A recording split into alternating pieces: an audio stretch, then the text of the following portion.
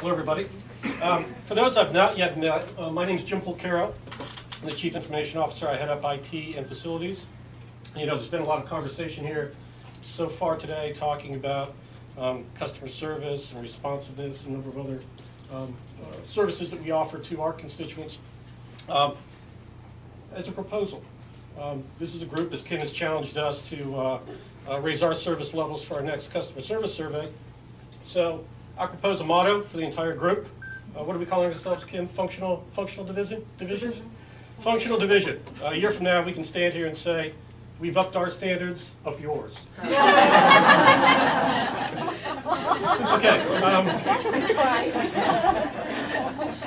One of the things I wanted to do is just share a bit of our organizational chart.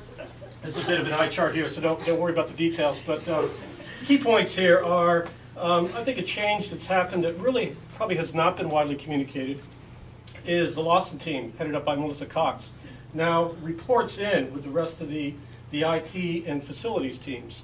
So obviously Melissa's got a huge task. Any of those of you who work with Melissa and her team recognize the significant work that she's got, you know, now with the Lawson rollout, and then ultimately, as Kim had mentioned before, figuring out where we go next with Lawson. So that's all part of the combined IT and facilities charge.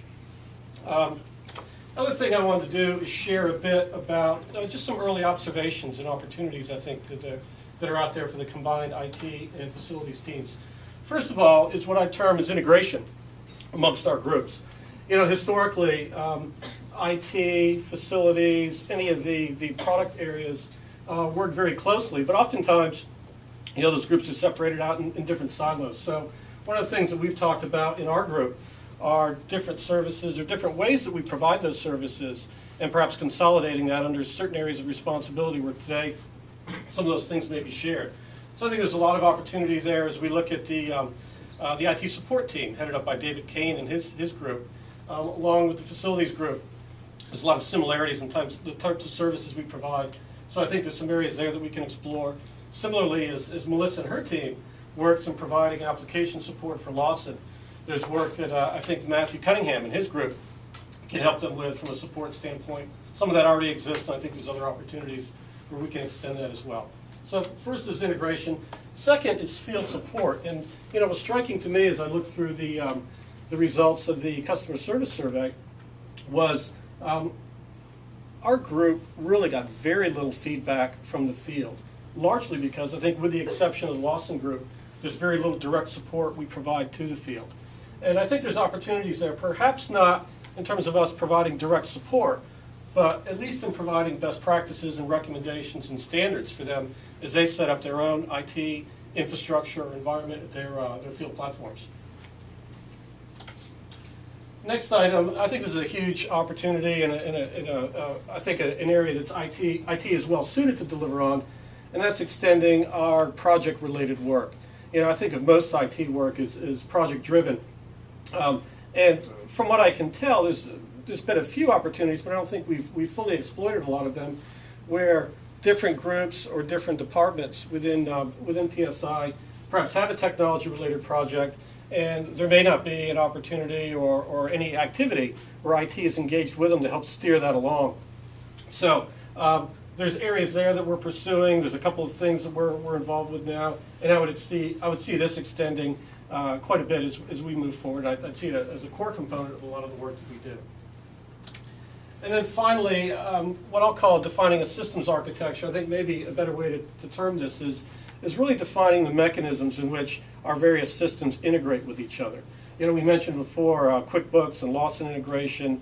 We have other, I think, offline and compensating procedures or systems that people have put together that really, you know, our goal would be to find a consistent way for these systems to talk to each other, to exchange information in a much more efficient way, and probably from an audit standpoint and an accountability standpoint, ways in which we as an organization can confirm that the information that's originating in one system is flowing into another for reporting or analysis type purposes without places where people are rekeying or re-entering information in ways that may create some risk and expose a lot of questions.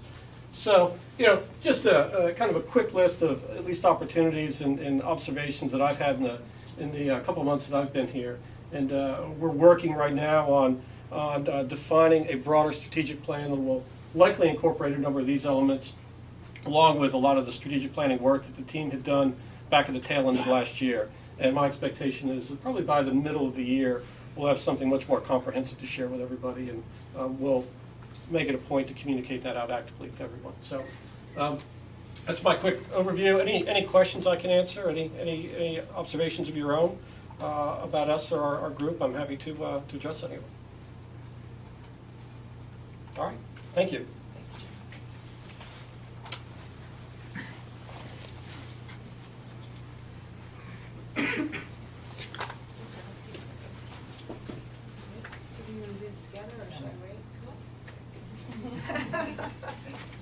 Hello everyone, my name is Ed Obobi. I'm the Assistant Controller, Financial Operations. Laura Segay, Assistant Controller, Billing and Revenue and AR, Accounts Receivable. So I want to take a few minutes just to tell you about a few key highlights of our department and what we've done, what we're looking forward to do in 2011 with all your help, and any questions after Laura and I have presented.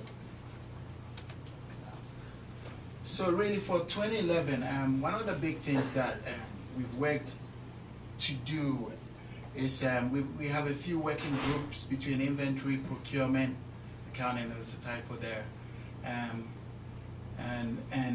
the Lawson group, and that has helped us actually focus and highlight on some of the problems that are out there. And one of the big things that is also coming out of that is we're working on the inventory manual right now, and we are, I would say, 2 chapters done.